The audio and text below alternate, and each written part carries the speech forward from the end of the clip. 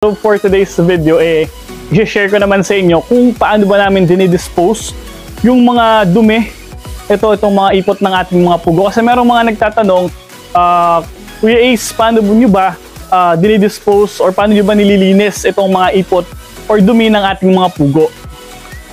Bago natin guys pag-usapan yung disposal ng ating mga dumi or ipot ng ating mga pugo, i-share ko muna sa inyo na today ay nag-deliver ako ulit sa City Mart. So eto na, naikarga ko na yung 50 boxes ng itlog na i-deliver ko. And guys, nakakalungkot kasi sobrang traffic kasi ngayon ay first day ng school ng mga estudyante natin. So yan, sobrang haba ng traffic papunta doon sa Sorosoro.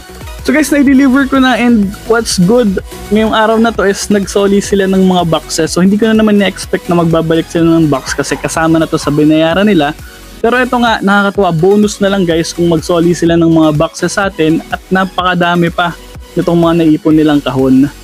So guys, kasi medyo mahal rin ng box. Kung tatanungin nyo, nasa 8 pesos ang isa kapag bago, and then kapag mga second hand, around 5 to 7 pesos siguro, depende kung gaano pa kaganda yung quality.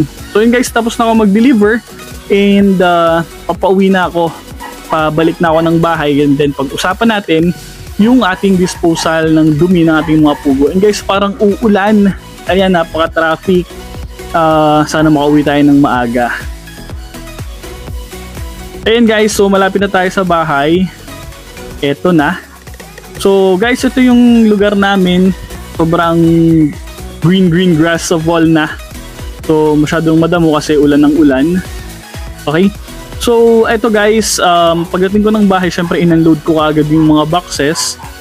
And hindi ko na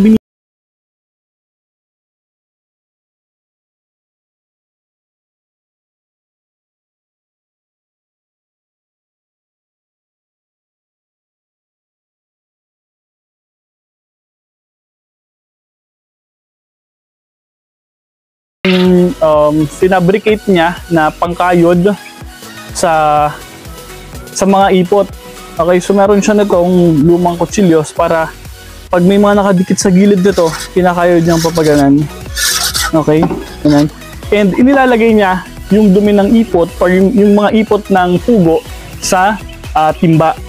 And then didiretso na sa sako, ipunin niya doon, and then saka dadalhin dun sa pinagtatapunan namin. Guys, ito, kung mapapansin nyo, yung dumi or ipot ng mga pugo namin is solid. So ayan guys, brown and puti, buo. So ibig sabihin, indication niya na maganda yung kalusugan ng mga pugo mo. Kasi kapag buo yung ipot nila, ibig sabihin healthy sila. Isa yan guys sa indication na healthy yung mga alaga nating pugo. And ito guys, ito na yung mismong procedure ng paglilinis, pagkayod dun sa dumi ng ating mga alagang pugo. So yun guys, ito yung sinasabi ko na pagkatapos siyang kayodin, ilalagay niya sa timba. Okay? So ito guys, para magkaroon kayo ng idea din kapag maglilinis kayo ng dumi ng inyong mga alagang pugo. So guys, mabilis lang naman ang paglilinis, lalo na kapag sanay na sanay ka na. And guys, kung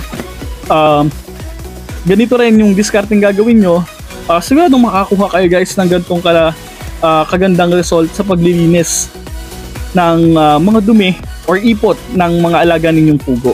Guys, and suggestion ko lang din sa inyo, kapag nakapili na kayo ng oras, sabihin natin na 7 AM yung oras ng paglilinis nyo, huwag nyo nang baguhin yun guys. Every 7 AM na kayo maglinis. Kasi kung mapapansin nyo guys, hindi man lang nabubulabog, tumutuka pa yung mga alaga nating pugo habang naglilinis. Ibig sabihin, sanay na sila dun sa oras na paglilinis. So kung babaguhin nyo yan, magkakaroon sila ng maninibago sila, and possible na ma-stress sila kasi hindi yun yung oras kung kailan sila nililinisan. So ito na guys yung sinasabi ko na inilalagay sa sako, and then dadalhin siya doon sa pinagtatapunan. So guys, dati sa mga videos natin na ipakita na natin na kung paano ba natin to tinatapon. So in-reincarnate lang natin yung video. So doon pa rin tayo guys sa part na yon, or dito pa rin tayo sa lupa na to nagtatapon, pero medyo inilayo natin siya ng konti. So ibinaba natin ng konti yung pinagtatapunan. So So guys, napakahirap ngayon na magtapon. Kitang-kita ko yung hirap ng tatay ko sa tatapon ng mga dumi ng pugo kasi umuulan. So maputik, mahirap hilahin yung trolley or yung kareta. And lagi ko guys paalala sa inyo na kapag mag-dispose kayo ng dumi or ipot ng mga alaga ninyong pugo, sisiguraduhin nyo na walang magre-reklamo. Wala kayong makukuhang complaint kasi guys sobrang baho talaga nito, lalo na kapag nag-uumpisa na siya na ma-decompose. So alam naman natin na mayroong procedure sa decomposing na nagkakaroon sila kalimitan ng mga uod at talagang yun ay normal sa mga dumi. So kaya hanggat maaari guys, ilayo nyo sa residential area yung mga ipot sa puguan mismo guys. Hindi naman sila ganun kabaho, pero kapag nade-decompose na sila or kapag hindi mo sila nilinis everyday, bumabaho talaga. So guys, ito kung gaano kalayo yung tapunan namin dun sa mismong farm. Kung mapapansin nyo guys, medyo mahaba yung lakbayin papunta dun sa tapunan. Sana guys ay may natutunan kayo sa video natin na to kung paano ba linisin or ano ba yung proper disposal ng mga ipot or dumi ng ating mga alagang pugo. And guys, kung nagbabala kayo na mag-start din ng sariling yung quail farm business, ito na yung idea kung paano nyo gagawin yung paglilinis ng dumi ng mga ipot ng pugo. And once again guys, gusto ko magpasalamat sa inyo sa patuloy ninyong pagsuporta at panonood, pag-share at pagla-like sa ating mga ina-upload na videos. Hopefully guys, meron kayong natututunan and till next video.